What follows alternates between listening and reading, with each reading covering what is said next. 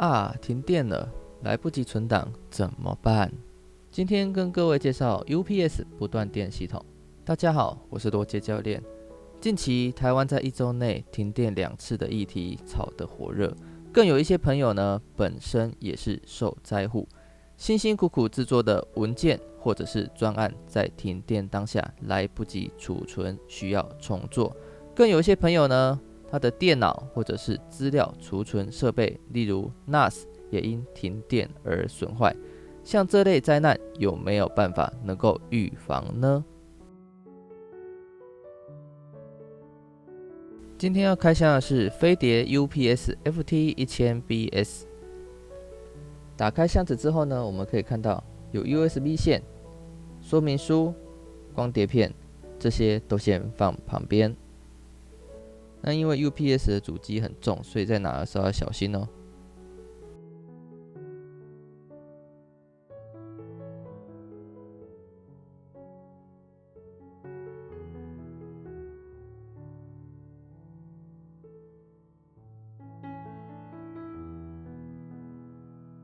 UPS 的正面呢，有一个液晶萤幕跟一颗电源开关。翻到背面呢，我们可以看到有一个 USB 孔，2个电话孔。这个电话孔呢，一个进一个出，主要是保护家里的电话或传真机不受突波损坏。那再来呢，还有一个无熔丝保险，还有6个3P 的插座。不要看到这么多插座就急着把电器插好插满哦。如果可以的话，最好看一下说明书，上面看看哪些电器是可以使用的，哪些电器是不可以使用的。我这边简单说一下哪些不可以使用的。原则是只要高费电的，会产生高热的，或者是像马达会运转的这类的都不可以用在它上面。像是吹风机、雷射印表机都不可以插在上面，否则很容易造成 UPS 的损坏哦。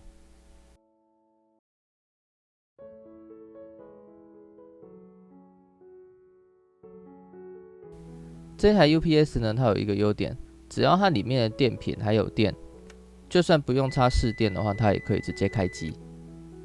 这一款 UPS 的液晶萤幕，它其实是可以触控的，每按压一次呢，都可以跑出不一样的讯息。会有哪些讯息呢？第一个，目前输出的电压是多少？电池里面还剩多少电？目前输入的电压是多少？目前的负载是多少？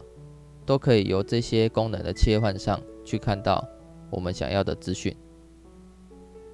这台 UPS 呢，在使用电池运作的时候，会有哔哔声是正常的。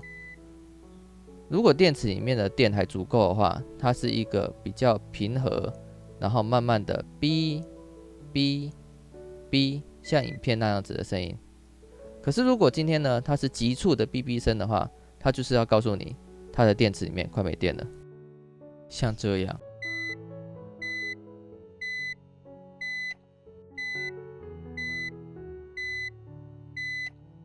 UPS 的电池如果完全没电的话，它也是会直接断电的，所以要记得要赶在电池没电之前，把所有该关的设备都关一关，以免造成设备损坏。UPS 的真实作用呢，其实是让我们有足够的时间可以存档跟关机的。依据经验来讲的话，一般家用桌机能够有5到10分钟的缓冲时间。UPS 背后的 USB 孔还有它所附的 USB 线是要做什么的呢？主要是拿来做通讯用的，用来告知接在后端的设备，例如电脑或者是 NAS， 告知他们说市电已经断电哦，所以你们要做好断电的准备。如果是电脑要使用 UPS 的话，麻烦先将 USB-A 接到电脑上面，将 UPS 所附光碟片放入光碟机。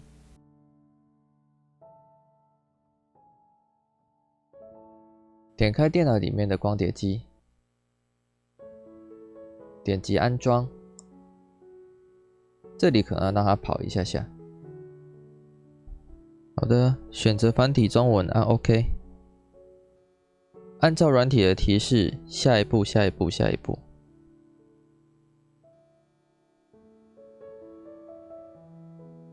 就一直下一步，下一步，下一步，这样就可以了。然后它这边显示完成，那我们就按完成。那这里有关防火墙的部分，我们就给它允许。安装好之后呢，我要如何把控制界面打开呢？我们把隐藏的图示展开，在插头的图示这里按右键 Open Monitor， 点开。点开之后呢，它会出现这个界面，它告诉我们要观看这个内容需要 Adobe Flash Player。可是呢，现在大部分主流的浏览器都不支援 Flash 了，那怎么办呢？如果说你的电脑呢是比较早期的系统，像 Win7、Win8的系统的话，把它的那个网址复制起来，开启 IE， 然后呢贴上网址，它还是可以观看目前 UPS 运作的状况，然后也可以呢做一些设定，例如负载关机、远端关机等等的设定。那在这里我们就算是使用 Edge 的浏览器，它一样是提示需要 Flash Player。所以这个问题要怎么解决呢？先把旧的 View Power 解除安装，解除安装完之后呢，我们要下载新的 View Power 来安装。我们可以在 Google 搜寻引擎搜寻 View Power， 把第一个结果打开。它这边有一个中文可以点选，我们点选中文，然后确定一下我现在下载版本号，它是 HTML 版 1.04 的。它支援 Win7、Win8、Win10 都可以，那我直接按 Download。下载好之后呢，我们直接滑鼠左键点2下，把它点开。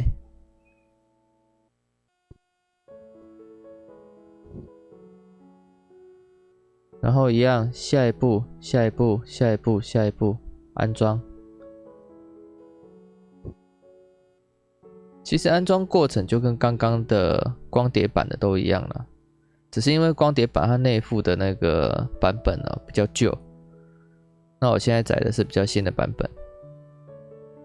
那接下来呢，它会跳出一个防火墙的部分，我们就允许存取，让它跑一下。好，它这边跳出一个视窗它这边会告诉我们说 UPS 已经连上线了把它关掉，这样就可以了。那接下来呢，我如果要把那一个控制界面打开的话，一样，隐藏的图示打开，插头的这一个图示按右键 Open Monitor 把它点开，就跟刚刚不一样了，它直接可以用 Google 浏览器打开的，而且它是比较新的界面。整个界面来看呢，它是英文的嘛，不过没有关系，它这边是支援中文的，我们把它点开。点选繁体中文。好的，那在这里呢，初步的我们就可以看到，目前我的 UPS 它所工作的一些讯息跟状态。安装了这个软体之后呢，不只是要看目前 UPS 它的工作状况如何，更重要的另外一个功能就是呢，如何让电脑知道说现在已经停电了，然后呢，要它快点关机。这个功能要怎么实现呢？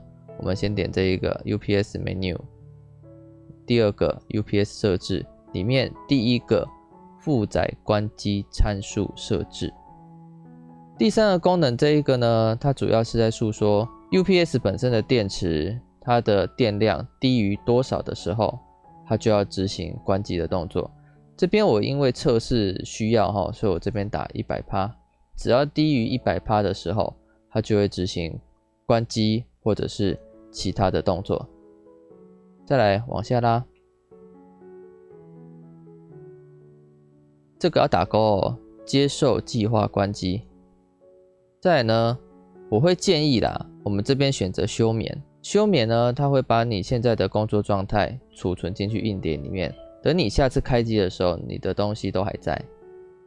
再来关闭系统所需时间，看你的电脑关机需要几分钟。再来呢，关机前执行的档案，看你有没有特别要执行什么档案，如果没有的话，其实这个也可以不用，可以设为0。再来呢，这边关机提前警报时间跟警报间隔，这里可以采取预设值就可以了。然后按应用，按应用的时候，它会要你打密码，密码是什么呢？说明书拿出来，它上面就有写 Administrator。打完之后按登录，登录完成之后，我们看上面这里，它已经讲说目前的监控者身份为管理员，这个时候我们再按一次应用，设置成功。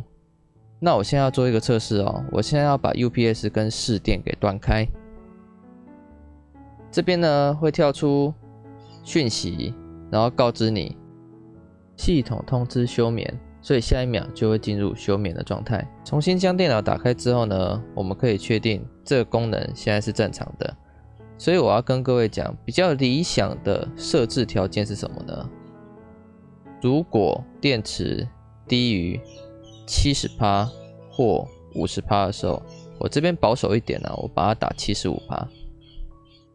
为什么要设置75% 呢？因为我必须要留足够的电量来维持电脑关机的那段时间。如果说我留的电量太低的话，例如可能10%、20%，可能我电脑都还没有完全关好，或者是还没有完全休眠好，那 UPS 它的电就直接自动关掉，直接跳掉了，因为电量过低嘛，没有电了。这个时候如果市电又还没有接进来，那基本上还是没有起到所谓的保护的作用。到这里呢，我们就按应用，设置成功。